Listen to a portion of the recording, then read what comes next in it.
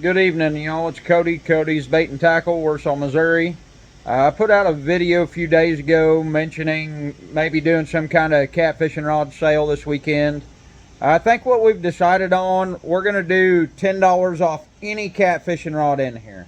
That's Mad Cats, Hellcats, Meat Hunters, Edgar. That's basically any one of the catfishing rods we'll give $10 off on.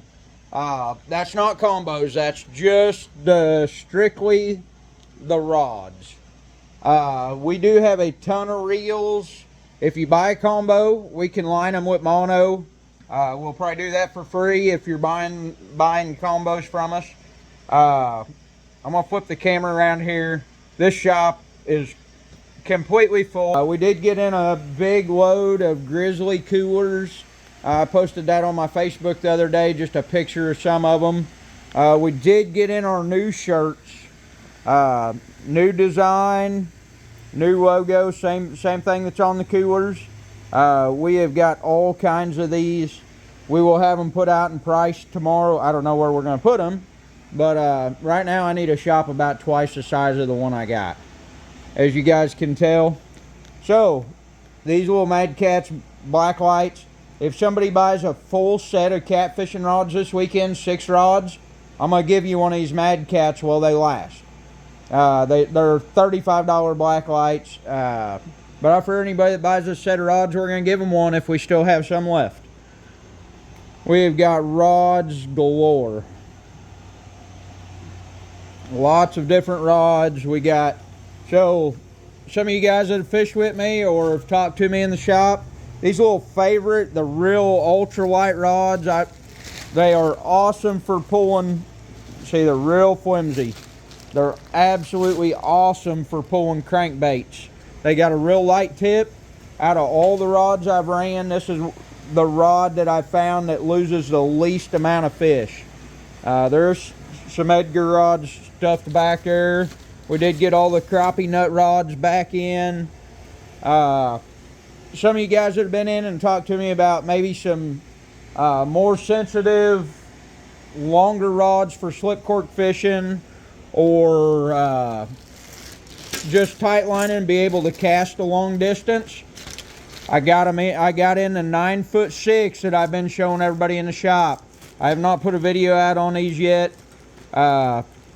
These are probably one of the best rods for jigging below the dam and slip cork fishing I've found out of all the rods I've ever used. They're Daiwa. They sell for 60 bucks. I think $65.99 or something like that. I will have to double check on that, but they're right around $60. And I do have Daiwa reels. I'll pair some up this weekend, make combos out of them.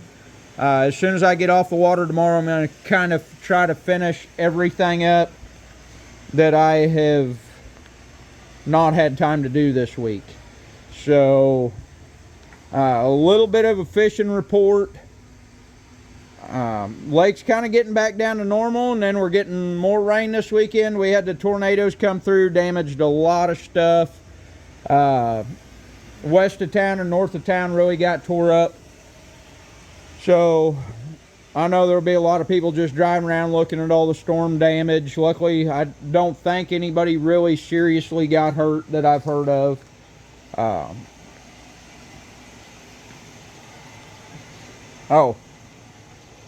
I did start carrying some more of the Crush City stuff. I got asked for these. There was a bunch of bass tournaments this last weekend. I picked them up new. Added a little bit more bass stuff in here this week. Here's a couple of them coolers with that new design on them. I got all different colors of these, all different sizes.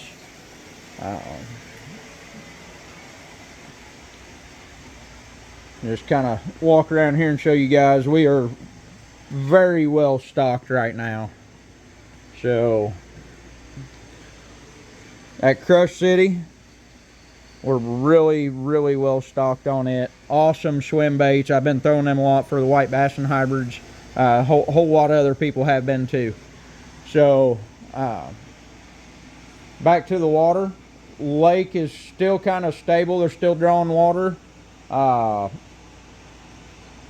I don't know, with all the rain coming, I don't know what's going to happen with the fishing. The Grand Arm and Tebow muddied up pretty good. That tornado that come through had a whole lot of wind with it that really stirred up the mud. The south side of the lake, the lower Osage is still pretty clear. It isn't bad. Palmy's still pretty clear. It's not bad. I did pull some crankbaits today just to see if they were still doing good. We fished maybe 30 minutes with them. I think we kept 17 crappie after we got done catching our hybrids and catfish. The bite on Truman, everything is eating pretty well. Hybrids are really spotty. They're moving around quite a bit. Where you find them today, you might not find anything at all tomorrow. Just kind of, you got to do a whole lot of graphing to stay on them right now. As far as catfish, anywhere you can find that's drawing some current right now on the lake, any of the flats that's got a channel bend or something is holding fish. With the water coming in on the north end of the lake, the grand sparrowfoot would be good anywhere along that channel ledges. Anywhere you got a little bit of current drawing is where your catfish are right now. Walleye are starting to show up all over the place. Most of them I've been catching, I've caught quite a few just hybrid fishing here lately. They've kind of all been from 14 to 20 foot of water. I have heard of some being caught up in like 6 or 8 foot of water already, so that's starting off pretty good. Really, that's a white bass. You know, there's some big schools of white bass roaming around, but they're just like the hybrids. They'll be there one day, next day they're gone.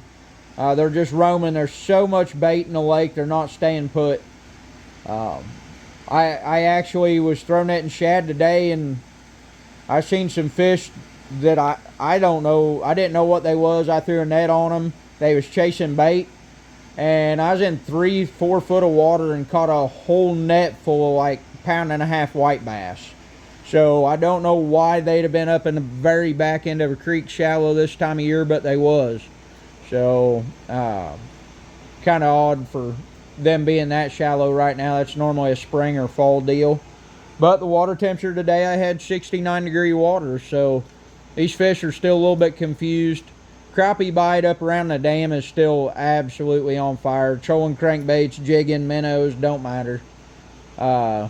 Last week, I caught them all on the Bink spoons. So, just vertical jigging them up there on the weir. There's some hybrids starting to show up on the weir now. I don't know what'll happen when this dirty water comes in, but I don't know. It should stay good. Might have to change your colors up. Chartreuse, believe it or not, orange is a really good dirty water color.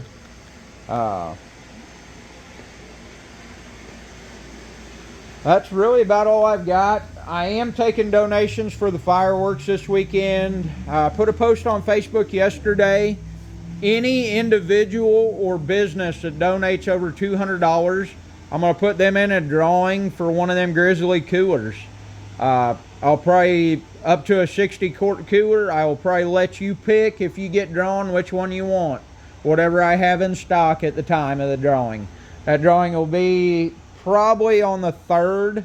While the music's playing, we'll draw that out. I usually get a few individuals that'll donate a couple $100 when they come and eat. So I'll get more posted on that too later, but right now I'm more worried about this sale this weekend and all that. We are going to have a bunch of our old shirts, last year's and the year before shirts that hadn't sold. I think we're going to put them on clearance for $10 a piece this weekend. And we might run a sale on some of these. I don't know. I haven't even seen what we paid for them yet. So Jessica will figure that out. And we might run some of them on sale this weekend too. We don't have near enough room for everything we have. So we're going to try to move everything we can. It's supposed to storm and rain all weekend. Be a perfect weekend to have sales in the shop. So I appreciate it, y'all. Good luck this weekend. Stay safe with the storms coming in. And I look forward to seeing you guys come in and do some shopping this weekend. Thank you.